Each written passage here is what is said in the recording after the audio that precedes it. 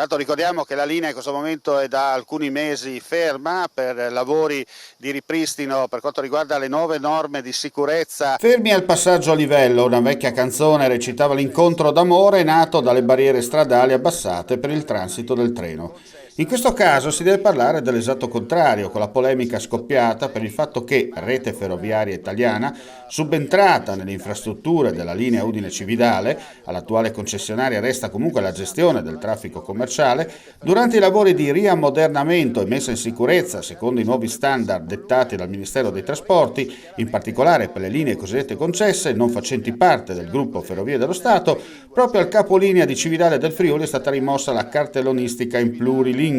e sostituita con la semplice Cividale, che ha mandato su tutte le furie gli autonomisti presenti nelle diverse aree della geopolitica friul-veneto-giuliana con interrogazioni alla Regione e RFI su tale decisione, violando i principi con cui furono sottoscritti all'epoca tra FUC, Arlef e Regione Friuli-Venezia Giulia, proprio per preservare la specialità territoriale senza discriminazioni verso le minoranze etniche e linguistiche. Ora la sorpresa che ha scatenato questo anomalo temporale di inizio estate.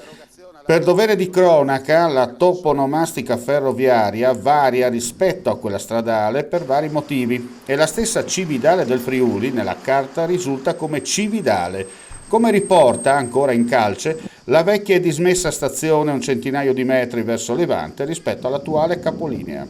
Passata la burrasca qualcosa accadrà, nella speranza che entro l'anno corrente si possa nuovamente vedere operative l'autotreno diesel elettrico 110 e la mai doma automotrice diesel 900 con la classica livrea lungo i suoi 15 km a trazione termica. Questa sì che sarebbe una vera riconquista territoriale.